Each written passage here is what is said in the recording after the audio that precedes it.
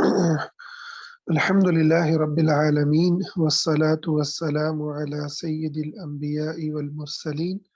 اما بعد۔ امام بخاری خواتین کی تعلیم کے حوالے سے کئی ابواب انہوں نے باندھے ہیں۔ ایک باب ہم پڑھ چکے ہیں، باب تعلیم الرجل امتہ و اہلہ۔ اگلا باب امام بخاری نے جو ہے وہ دوبارہ عورتوں کی تعلیم کے حوالے سے باندھا ہے۔ کہتے ہیں باب عظات الامام النساء و تعلیمہن، امام کا عورتوں کو نصیحت کرنا اور انہیں تعلیم دینا۔ تو گویا اس باب میں امام بخاری عورتوں کی تعلیم کو محض باپ اور بھائی کے ذمے نہیں ڈال رہے کہ بس وہی جو ہے اس کے ذمہ دار ہیں اور وہی یہ کام کریں، بلکہ اس سے بڑھ کر اسے وقت کے امام مسلمانوں کے حاکم کی بھی ذمہ داری جو ہے وہ جو ہے قرار دے رہے ہیں کہ اس کے ذمے ہے کہ وہ جو عورتوں کو کی تعلیم کا بندوبست کرے۔ یہ اس کے بھی فرائض کے اندر یہ بات شامل ہے۔ اچھا، تو اس حدیث کے راوی ہیں عطا، وہ ابن عباس رضی اللہ عنہ سے روایت کرتے ہیں کہ کہتے ہیں کہ میں نے سنا ابن عباس رضی اللہ تعالی عنہ کو قال اشهد على النبي صلی اللہ علیہ وسلم ان رسول اللہ صلی اللہ علیہ وسلم خرج ومعه بلال فظن انه لم يسمع النساء فوعظهن وامرهن بالصدقہ، کہ آپ صلی اللہ علیہ وسلم جو ہیں وہ حضرت بلال کے ساتھ نکلے اور آپ کو گمان ہوا کہ آپ کی آواز عورتوں تک نہیں پہنچی، چنانچہ آپ ان کے پاس آئے اور آپ نے ان کو نصیحت فرمائی اور ان کو جو ہے واعظ کیا،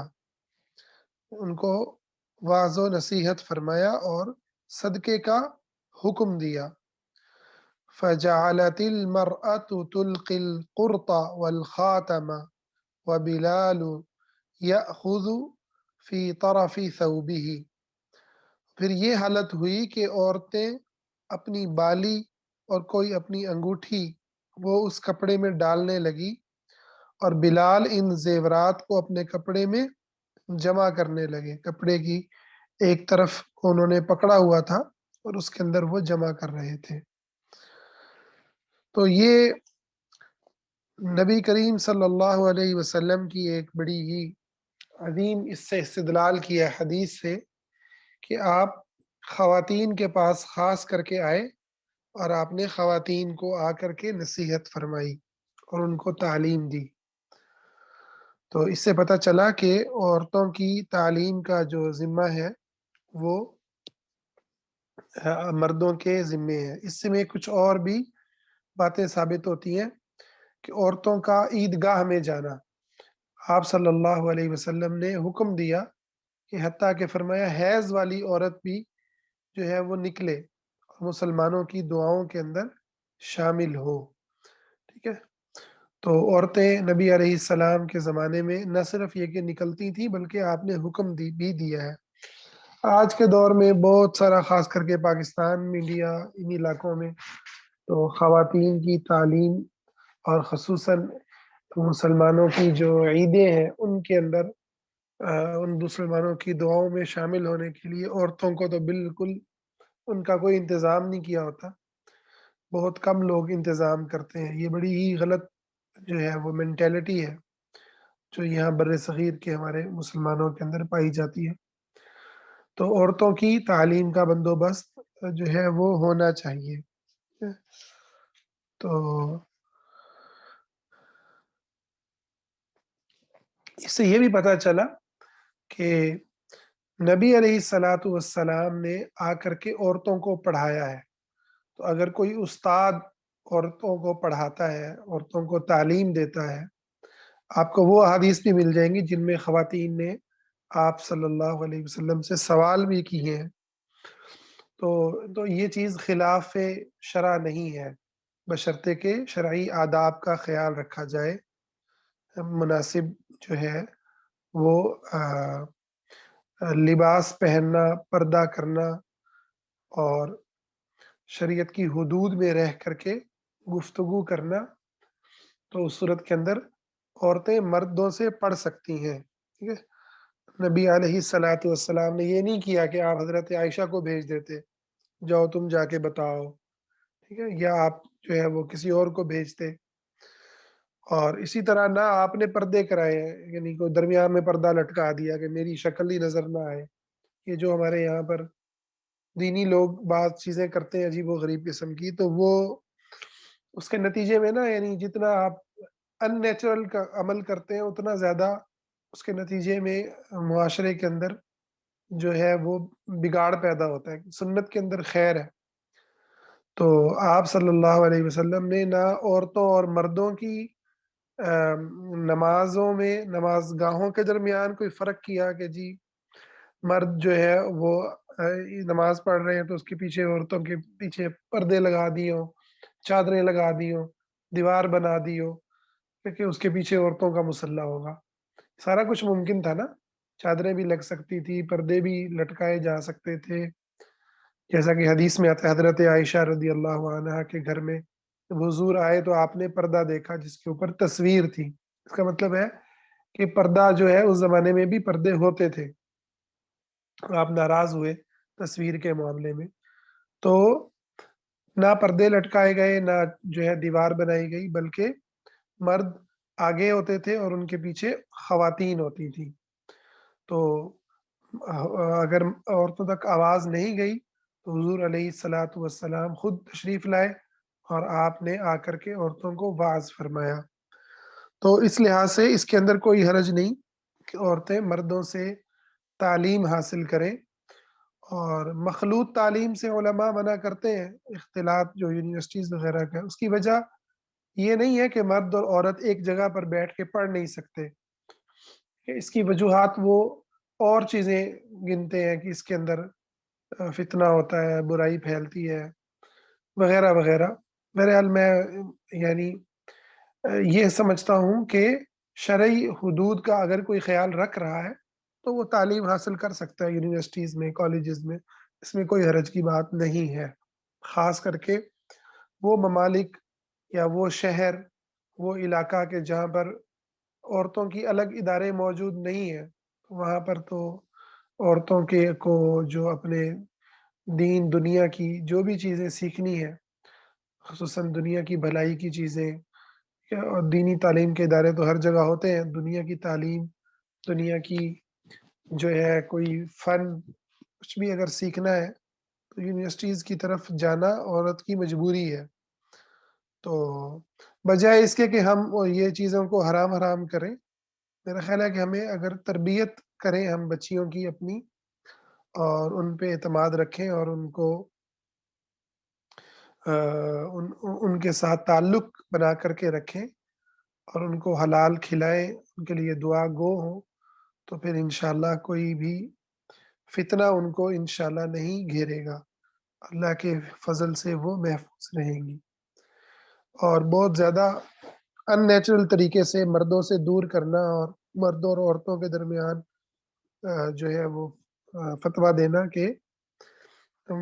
मेल-जोल बिल्कुल ही हराम है कुल्ली तौर पर, तो ये दुरुस्त अंदाज़ नहीं है। इसके नतीजे में ज़्यादा बिगाड़ पैदा होता है। इसलिए हम देख रहे हैं कि सऊदीया के मुआशरे में जहाँ जितनी ज़्यादा सख्ती की गई है, वहाँ अब जब बेदीनी आ रही है, तो लोग जो हैं वो बिल्कुल ही आपे से बाहिर हो जाते हैं। ठीक है? तो ये नतीजा होता है अननेचुरल जो है, जो भी तर्ज़ ज़िंदगी होगा, उसका ये नुकसान होगा। अच्छा, इसके बाद इमाम साहब एक बाब लाए हैं, बाबुल हिर्सी अलल हदीस, हदीस नबवी सल्लल्लाहु अलैहि वसल्लम को सीखने के का हिर्स करना, लालच करना। بڑی ہی پیارا عنوان ہے اور بڑی ہی پیاری حدیث ہے۔ ابو ہریرہ رضی اللہ تعالی عنہ کہتے ہیں کہ انہوں نے حضور علیہ الصلاۃ والسلام سے دریافت کیا، یا رسول اللہ، من اسعد الناس بشفاعتک یوم القیامہ، قیامت کے دن آپ کی سفارش سے کون زیادہ حصہ پائے گا، کون زیادہ حصہ پائے گا؟ تو آپ صلی اللہ علیہ وسلم نے حضرت ابو ہریرہ کو فرمایا، لقد ظننت یا ابا ہریرہ الا يسألني عن هذا الحديث احد اول منك لما رأيت من حرصك على الحديث۔ ابو ہریرہ کو فرمایا آپ صلی اللہ علیہ وسلم نے کہ مجھے یقین تھا کہ آپ سے پہلے کوئی مجھ سے یہ حدیث نہیں پوچھے گا، ٹھیک ہے۔ حضور نے ابو ہریرہ کو کہا کہ تم سے پہلے کوئی مجھ سے یہ کوئی حدیث نہیں پوچھے گا، مجھے اس بات کا یقین تھا، کیونکہ میں دیکھتا ہوں کہ تمہیں حدیث کی بہت زیادہ لالچ ہوتی ہے، تم حدیث کو سیکھو، حدیث جو ہے وہ حاصل کرو، اس کو محفوظ کرو، تمہیں اس چیز کی بہت لالچ ہوتی ہے۔ تو پھر حضور نے جواب دیا، فرمایا اسعد الناس بشفاعتی یوم القیامہ من قال لا الہ الا اللہ، سب سے زیادہ خوش نصیب میری شفاعت سے قیامت کے دن وہ ہوگا کہ جس نے خالص دل کے ساتھ لا الہ الا اللہ کہا ہوگا۔ تو یہ دیکھیں کہ کتنی خوبصورت بات ہے۔ ابو ہریرہ رضی اللہ تعالی عنہ کا ایک خصوصی مقام ہے، اور عام طور پر یہ سوال پیدا ہوتا ہے کہ جی دیکھیں اتنے سارے بڑے بڑے جو ہیں وہ صحابہ تھے، تو بہت زیادہ حدیثیں ابو ہریرہ سے کیوں آئی ہیں رضی اللہ عنہ، اور باقی جو بڑے بڑے حضرات تھے انہوں نے روایت کیوں نہیں کی؟ تو اس کا ایک جواب تو یہ ہے کہ جو دیگر حضرات تھے وہ بڑے امور کے اندر، بڑے کاموں کے اندر وہ مشغول تھے، کہیں پر کوئی جہاد کی ذمہ داری ہے، کہیں کسی پر دعوت کو، کسی کو دعوت کے لیے بھیجا جا رہا ہے، اور مختلف جو ذمہ داریاں ہیں اسلامی ریاست کی۔ ریاست کا لفظ ویسے درست نہیں ہے، مسلمانوں کی جو اس وقت کا، اس کو دارالاسلام کہا جاتا ہے۔ تو مسلمانوں کا جو گھر تھا اس کے جو مختلف سیاسی، معاشرتی، معاشی، ٹھیک ہے، یہ جتنے بھی پہلو تھے اس کے اوپر وہ بڑے حضرات صحابہ ان کے اندر مصروف تھے۔ تو حضرت ابو ہریرہ رضی اللہ تعالی عنہ، تو ان کو بہت شوق تھا، اور وہ خود اس بات کو بیان کرتے ہیں حضرت ابو ہریرہ، وہ فرماتے ہیں کہ میرے انصاری بھائی کھیتی باڑی میں مصروف رہتے اور مہاجرین اپنے کاروبار میں، اور میں ہر وقت رسول اللہ صلی اللہ علیہ وسلم کی خدمت میں رہتا کہ آپ کوئی بات فرمائیں اور میں اس کو، یہ نہ ہو کہ میں اس کو سننے سے محروم ہو جاؤں۔ تو فرماتے ہیں ایک دفعہ حضور صلی اللہ علیہ وسلم سے میں نے بھولنے کی شکایت کی کہ مجھے بھول جاتا ہے۔ تو حضور نے اپنی چادر بچھائی اور اس پر کچھ پڑھا، اور پھر فرمایا ابو ہریرہ اس کو سینے سے لگا لو، اسے اپنے سینے سے لگا لو، اور اس کے بعد کہتے ہیں مجھے کوئی روایت نہیں بھولی۔ تو یہ سیدنا ابو ہریرہ رضی اللہ تعالی عنہ کی ایک خاص میدان تھا۔ اس سے یہ مطلب نہیں ہے کہ ابو ہریرہ باقی صحابہ سے افضل ہیں، ایسا نہیں ہے، یقیناً خلفائے راشدین جو ہیں وہ سب سے زیادہ افضل ہیں، اور خلفائے راشدین کے اندر پھر ابو بکر رضی اللہ تعالیٰ عنہ کا سب سے بلند مقام ہے۔ اسی طرح سیدنا علی رضی اللہ تعالیٰ عنہ علم کے اندر، تفسیر کے اندر ایک پہاڑ ہے، اور ان کا بہت بڑا ذخیرہ ہے جو ان کے شاگردوں نے ان سے نقل کیا، تفسیر میں، فقہ میں ان کے بہت آراء ہیں، ٹھیک ہے۔ لیکن جو ابو ہریرہ رضی اللہ تعالیٰ عنہ ہے، یہ حدیث کو لکھنے پر جو ہے ان کا ذوق تھا، اس لیے ان سے انہوں نے بہت زیادہ حدیثیں بیان فرمائی، اور اس حدیث میں بھی حضور علیہ السلام کے یہ لفظ بتا رہے ہیں کہ آپ نے ابو ہریرہ کو یہ کہا کہ مجھے گمان تھا، یقین تھا کہ آپ ہی میرے سے اس حدیث کے بارے میں پوچھیں گے۔ اور اس کے اندر یہ بھی دیکھیں کہ حضور علیہ السلام کا تعلق ابو ہریرہ سے کس طرح کا ہے، آپ کس انداز میں ان سے بات کر رہے ہیں۔ یہ استاد اور شاگرد کا تعلق، نبی کا اپنے امتی سے جو تعلق ہے وہ کتنا خوبصورت، کتنے اعلیٰ اخلاق، اور کس قدر جو انسانی جذبات ہیں اس کا اس کے اندر خیال رکھا گیا ہے کہ حضور علیہ الصلاۃ والسلام سیدنا ابو ہریرہ کی حوصلہ افزائی کر رہے ہیں کہ آپ کو خوبصورت الفاظ میں آپ کا تذکرہ فرما رہے ہیں، اور اس کے بعد پھر وہ بات بتاتے ہیں۔ تو اس سے یہ پتہ چلتا ہے کہ شاگرد سے جو تعلق ہے وہ کتنی اہمیت رکھتا ہے۔ تو اس کے بعد اگلا باب لائے ہیں امام صاحب، کیف یقبض العلم، علم کو کیسے اٹھایا جائے گا، قرب قیامت علم کو اٹھا لیا جائے گا تو کیسے اٹھایا جائے گا۔ تو اس حدیث کو، اس باب کو امام بخاری نے شروع کیا ہے عمر بن عبدالعزیز کے ایک فرمان سے، جو کہ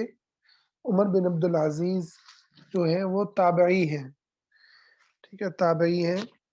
اور ان کو علماء کہتے ہیں کہ ان کی جو خلافت ہے وہ خلافت راشدہ ہے، ٹھیک ہے، نبی علیہ الصلاۃ والسلام کے منہج پر انہوں نے خلافت جو ہے وہ قائم فرمائی، خلافہ علی منہاج النبوہ تھی۔ تو وہ انہوں نے، ان کا ایک فرمان ہے، انہوں نے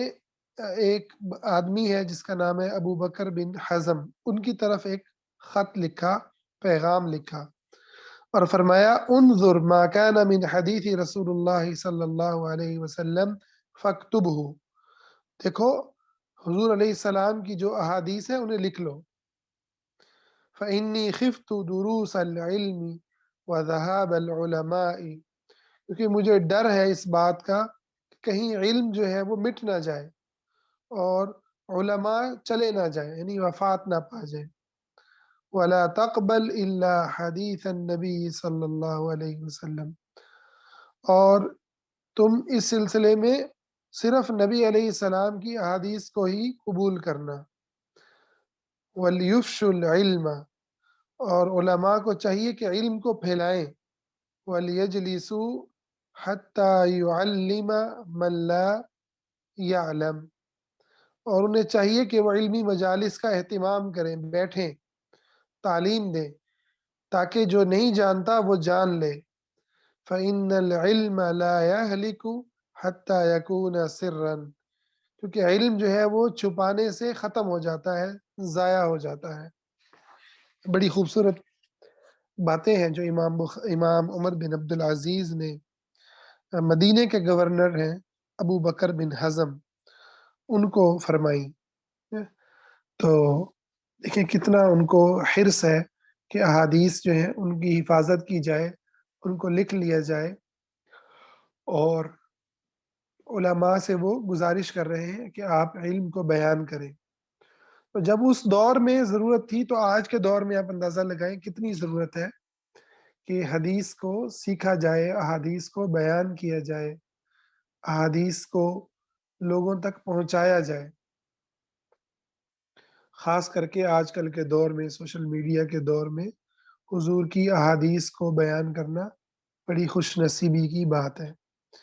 تو اس کے بعد اگلی حدیث کے راوی ہیں عبداللہ بن عمر بن عاص، تو وہ کہتے ہیں کہ میں نے رسول اللہ صلی اللہ علیہ وسلم کو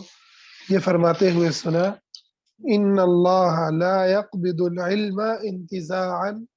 ينتزعه من العباد، اللہ تعالیٰ دین کے علم کو ایسے نہیں اٹھائے گا کہ بندوں کے سینے سے علم کو نکال لے، ٹھیک ہے، یعنی علم جو ہے اس کو اللہ تعالیٰ ایسے نہیں اٹھائے گا کہ سینوں سے بس علم کو ختم کر دے۔ ولیکن یقبض العلم بقبض العلماء، وہ علم کو اٹھائے گا علماء کو فوت کر کے، علماء کو موت دے کے۔ حتی اذا لم يبق عالم اتخذ الناس رؤوسا جہالا، یہاں تک کہ جب کوئی عالم باقی نہیں رہے گا تو لوگ جاہلوں کو اپنا رہنما بنائیں گے۔ فَسُئِلُوا فَأَفْتَوْا بِغَيْرِ عِلْمٍ فَضَلُّوا وَأَضَلُّوا، جب ان سے سوال کیا جائے گا تو وہ بغیر علم کے فتویٰ دیں گے، خود بھی گمراہ ہوں گے، دوسروں کو بھی گمراہ کریں گے۔ تو یہ حدیث جو ہے وہ علم کے اٹھائے جانے کو بیان کر رہی ہے کہ علم کیسے اٹھایا جائے گا۔ تو آج بھی دیکھیں کتنے بڑے بڑے علماء ہر سال ہم سنتے ہیں ان کی وفات کی خبریں، بڑی تکلیف دہ ہوتی ہیں۔ اگر ہم حدیث کے میدان میں دیکھیں، عالم عرب کے اندر امام البانی گزرے ہیں، آج کل کے پچھلے چند دہائیوں کے ایک بہت بڑے ان کا نام ہے، جنہوں نے حدیث کے فن پہ کام کیا، بڑی خدمت کی۔ لیکن آپ دیکھیں کہ کوئی دوسرا بندہ ان کے لیول کو، ان کی جگہ کو پر نہیں کر سکا، اور اس کو وہ مقام نہیں مل سکا۔ تو علماء کی وفات جو ہے اس سے بڑا نقصان ہوتا ہے، اس لیے کہتے ہیں موت العالم موت العالم۔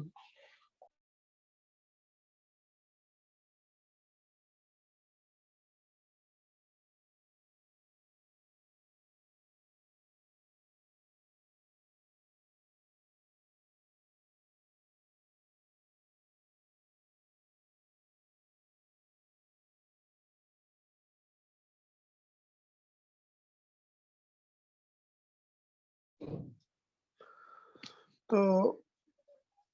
نبی علیہ الصلوۃ والسلام نے اس کا جو تذکرہ کیا کہ علماء کی موت سے پھر جہالت جو ہے وہ پھیل جائے گی، تو اس میں ایک بڑا جو ہے وہ اس چیز کی طرف وہ ہے کہ آپ اپنے معاشرے میں آپ کے پاس کوئی عالم موجود ہو تو اس سے ضرور علم کو سیکھیں اور علم کو پھیلائیں، تاکہ جب وہ عالم جائے تو اس کے پیچھے کوئی شاگرد تیار ہو، ٹھیک ہے، جو پھر اس کے علم کو آگے لوگوں تک پہنچانے والا ہو۔ آپ دیکھیں ڈاکٹر اسرار صاحب دنیا سے گئے تو ڈاکٹر اسرار صاحب کی جگہ کوئی پر نہیں کر سکا، کہ احمد دیدات گئے تو احمد دیدات نے اپنا شاگرد تیار کیا، ڈاکٹر ذاکر نائک، ماشاءاللہ وہ اللہ نے ان سے کام لیا، ٹھیک ہے۔ تو اس طرح سے ہر جس آدمی کو اللہ نے کوئی صلاحیت دی ہے اسے چاہیے کہ بس وہ خالی جو ہے نا وہ تقریریں یا ویڈیوز نہ بنائے، بلکہ کچھ ٹھوس کام بھی کرے، کچھ شاگرد بھی تیار کرے جو اسی طرز پر، اسی انداز میں اس کی حکمت کو، اس کے علم کو لے کر کے آگے چلتے رہیں۔ اچھا جی، اب ہم اس کے بعد امام بخاری دوبارہ پھر عورتوں کے حوالے سے متوجہ ہوتے ہیں اور یہ باب باندھا ہے، حل یجعل للنساء یوما علی حدۃ فی العلم، کیا عورتوں کے لیے علیحدہ دن مقرر کیا جا سکتا ہے؟ اور اس حدیث کو ابو سعید خدری رضی اللہ عنہ روایت کرتے ہیں، کہتے ہیں قال النساء للنبی صلی اللہ علیہ وسلم، عورتوں نے ایک دن حضور سے کہا صلی اللہ علیہ وسلم، غلبنا علیک الرجال فاجعل لنا یوما من نفسک، کہ مرد آپ سے فائدہ اٹھانے میں ہم سے آگے بڑھ گئے ہیں تو آپ ہمارے لیے ایک دن مقرر فرمائیں۔ فوعدہن یوما لقیہن فیہ فوعظہن وامرہن، تو آپ نے ان سے وعدہ کیا کہ ایک دن میں تم سے ملاقات کروں گا، ہفتے میں ایک دن یا مہینے میں ایک دن، واللہ اعلم، اس کی تفصیل اس حدیث کے اندر بیان نہیں ہوئی۔ تو آپ نے کوئی دن مقرر فرمایا ان کے ساتھ، اس میں آپ انہیں نصیحت فرماتے اور انہیں شریعت کے احکام بتاتے۔ فکان فیما قال لہن، اور آپ نے اس ان جو دن تھا جو آپ نے عورتوں کے لیے مقرر کیا، اس میں جو آپ نے باتیں بیان فرمائیں ان میں سے ایک بات یہ تھی، ماشاءاللہ یہ بات کتنی خوبصورت ہے، فرمایا ما من کن امرأة تقدم ثلاثة من ولدها الا كان لها حجابا من النار، کہ تم عورتوں میں سے اگر کوئی کسی عورت نے بھی 3 بچے آگے بھیج دیے، یعنی 3 بچے اس کے فوت ہو گئے، تو وہ بچے اس کے لیے دوزخ کی آگ سے پردہ بن جائیں گے۔ فقالت امرأۃ واثنین، ایک عورت نے پوچھا کہ اگر کسی کے 2 بچے فوت ہوئے ہوں، تو آپ نے فرمایا واثنین کہ وہ دو بھی ان کا بھی یہی حکم ہے، ٹھیک ہے، ان کا بھی یہی حکم ہے۔ تو وہ بچے کہ جو بالغ ہونے سے پہلے فوت ہو جائیں، ان کے بارے میں آپ صلی اللہ علیہ وسلم جو ہے وہ خوشخبری آپ نے اس پروگرام کے اندر اس وقت میں آپ نے عورتوں کو دی کہ وہ ان کے لیے جہنم سے نجات کا ذریعہ بن جائیں گے۔ اچھا، اس کے بعد جو ہے ابو ہریرہ رضی اللہ تعالیٰ عنہ ہی روایت کرتے ہیں نبی علیہ الصلوۃ والسلام سے، آپ نے فرمایا کہ 3 بچے جو بلوغت کی عمر کو نہ پہنچے، ٹھیک ہے، یعنی بلوغت سے کا تفصیل یہاں پر بیان ہوئی، لم یبلغ الحنث، ٹھیک ہے، جو گناہ کی عمر کو نہ پہنچے، یعنی جس کے اندر انسان کا گناہ اور نیکی لکھی جاتی ہے بلوغت کے اندر، کیونکہ بالغ ہوتا ہے تو بچے کے پھر نیکی اور برائی لکھی جاتی ہے۔ تو اگر وہ 3 بچے فوت ہو جائیں تو وہ اس کے لیے جہنم سے نجات کا ذریعہ بن جائیں گے۔ اچھا، اس سے یہ بھی پتہ چلتا ہے کہ عورتیں حضور علیہ الصلاۃ والسلام کی مجالس میں بھی شامل ہوتی تھیں، ٹھیک ہے، اور لیکن کچھ ایسی چیزیں ہوتی ہیں، تو لازمی بات ہے کہ عورتوں کو جس میں الگ سے وقت کی ضرورت تھی، الگ سے ضرورت تھی کہ وہ آپ صلی اللہ علیہ وسلم سے ایسے مسائل جو عورتوں سے تعلق رکھتے ہیں وہ پوچھتی۔ جیسے مجھے ابھی بھی ایک حدیث یاد آ رہی ہے، ایک عورت نے پوچھا کہ کیا عورت کو احتلام ہوتا ہے؟ تو آپ صلی اللہ علیہ وسلم نے کہا ہاں بالکل، جیسے آدمی کو ہوتا ہے ایسے عورت کو بھی احتلام ہوتا ہے۔ تو وہ آپ صلی اللہ علیہ وسلم سے اپنے جو ذاتی مسائل ہیں وہ پوچھا کرتی تھی، جو پاکی ناپاکی، طہارت اور دیگر زندگی کے معاملات سے تعلق رکھتے ہیں، ٹھیک ہے۔ تو اس پر آپ صلی اللہ علیہ وسلم نے ان کے لیے الگ وقت کو بھی متعین فرمایا۔ آپ یہاں سے اندازہ لگائیں کہ عورتوں کی تعلیم کا کس قدر حضور علیہ الصلوۃ والسلام نے اہتمام فرمایا، اور عورتیں کس طرح کا حضور علیہ الصلوۃ والسلام سے خوبصورت تعلق رکھتی تھیں۔ وہ کہنے لگی کہ مرد آگے بڑھ گئے ہیں، مرد زیادہ آپ سے سیکھ رہے ہیں۔ تو آپ نے عورتوں کو یہ نہیں کہا کہ تم تو بس چار دیواری میں رہو، تمہیں کیا ضرورت ہے علم سیکھنے کی۔ آپ ذرا اندازہ لگائیں نا، ہمارے ہاں قرآنی آیات کو اور احادیث کو کتنا جو ہے غلط انداز میں لیا جاتا ہے، ٹھیک ہے۔ تو نہیں، بس عورت جو ہے وہ گھر کے اندر رہے، اس کو باہر نکلنے کی کیا ضرورت ہے؟ ویسے وہ بازاروں میں جائے، وہ رشتہ داروں میں جائے، وہ ساس سسر کے ساتھ جو ہے وہ ان کے کاموں کے اندر باہر جا رہی ہے، ساری دنیا کے کام کر رہی ہے، لیکن اپنی ذات کو جب وہ وقت دے گی نا، اپنی ذات کو وقت دیتی ہے تو وہ بندے کو برداشت نہیں ہوتا، وہ اس کلچر کو برداشت نہیں ہوتا۔ ہاں، بندے کے کام وہ کر رہی ہے تو ٹھیک ہے، گھر کے کام کر رہی ہے تو ٹھیک ہے، ٹھیک ہے۔ تو لیکن جب اپنے آپ کو ٹائم دے رہی ہے، اپنے لیے وہ وقت نکال کر بیٹھی ہے، تو جو آدمی ہے، جو معاشرہ ہے، جو کلچر ہے، وہ اس کو گھور گھور کے دیکھنا شروع کر دے گا، کبھی اس کو فتوے دے گا، کبھی اس کو جو ہے وہ تانے دے گا، کیونکہ اپنے آپ کو ٹائم دینا عورت کی کے لیے جو ہے وہ قبول ہی نہیں کیا جاتا ہمارے کلچر میں، کہ عورت جو ہے وہ اپنی ذات کو ٹائم دے۔ مرد کے ساتھ بھی یہی کہانی ہے تقریباً، ٹھیک ہے، لیکن مرد چونکہ طاقتور ہوتا ہے تو بہت سے مرد اپنی منمانیاں، اپنے شوق، اپنی چیزوں کو پورا کرتے ہیں، لیکن خواتین کی زندگی کے اندر یہ ایک بڑا تکلیف دہ معاملہ ہے ہمارے کلچر میں، کہ وہ کوئی ایسا کام کرے کہ جس سے ان کے بچے یا خاوند یا سسرال کوئی بھی اس کو فائدہ نہ ہو ڈائریکٹ، ہے نا، اس کی اپنی ذات کو کوئی فائدہ ہو، تو یہ بات جو ہے وہ ہمارے معاشرے کے اندر قبول نہیں ہوتی۔